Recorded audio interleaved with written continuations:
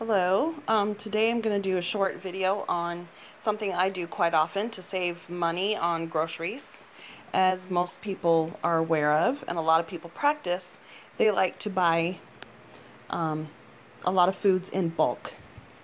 And sometimes you can buy really great deals on cheese, such as 5-pound bags, or even produce. They'll have specials where it's a super good deal. So I take advantage of those all the time.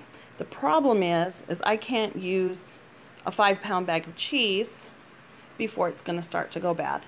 Or I won't be able to use 12 peppers within a few days before they start to go bad. So what I do is I repackage everything and I freeze most of it.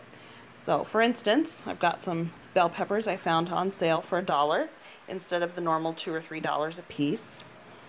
And I do buy the green ones most of the time because they're cheaper. But it is fun to have the other colors on occasion to add variety, and they have a slightly different flavor. So when these guys are $1 each, I grab a dozen or more, and in a few days I might go back and do it again. And I rinse them off and I chop them up like I've done with some here. And the key is I'll throw a couple in the refrigerator and use right away. The rest I package up in these freezer bags.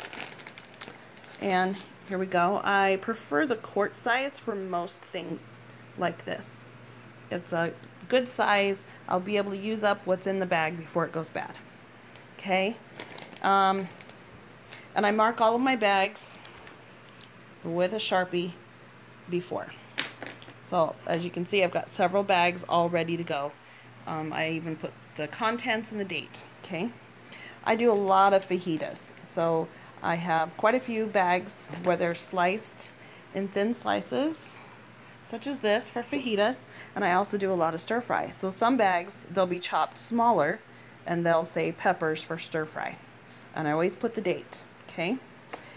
So everything's ready to go. I wash them, I chop them up, and I package them up in the quart size freezer bags and put them away. And then I'm just getting out a little bit at a time, so nothing goes to waste. I do the same concept with cheese. Where I live, quite often, Tillamook will have 5-pound bags for really cheap. There are other companies that might have 2-pound bags for really cheap. That's the only time I buy the shredded cheese, or actually any kind of cheese, when it's $3 a pound or less. When it's $2.50 or $2 a pound, I get a bunch, and I do this. Okay, this one has already been opened, and I took some out and put in a bag. Okay, and these are the quart size bags. And I'll leave a little bit and put in the refrigerator and use up before they go bad. I do this all the time, and I'm always surprised at how few people take the time to do this. It doesn't take very much time at all. And I also do this concept with the cheese that is pre-sliced that you can buy at Sam's Club or Costco, and there's like 40 slices in a container. And as much cheese as we eat, some of it will go bad. And I don't want to pay that much and throw a bunch of it away. So I take those back, I take the original package and cut it open, take half of the slices, and I put in a quart size freezer bag like that, and I date it, mark it, put it in the freezer. And then the other half of the package goes in the refrigerator to be used.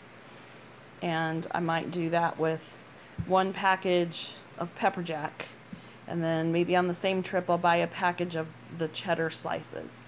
So some is in the refrigerator, and when those are gone, we go and get the rest out of the freezer, because I don't go to those stores that often, maybe once a month. So this saves me time and a lot of money in the long run, and I only buy these things when they're on sale. And that's how I keep them from going bad. Other things you can freeze with the same idea is butter. You can freeze, just leave in the original packaging, put them in the freezer. You can freeze tubs of sour cream, although after you thawed out, the consistency will be a little bit different. But if you're going to use it for baking, you'll never know the difference. And you can freeze all kinds of breads. You can freeze yogurt, but the consistency will change a little. Many foods you can actually freeze that most people don't think of. And if you have the freezer space and you find a really good deal on it, I recommend you buy what you can and save money on your groceries by doing that. Thanks.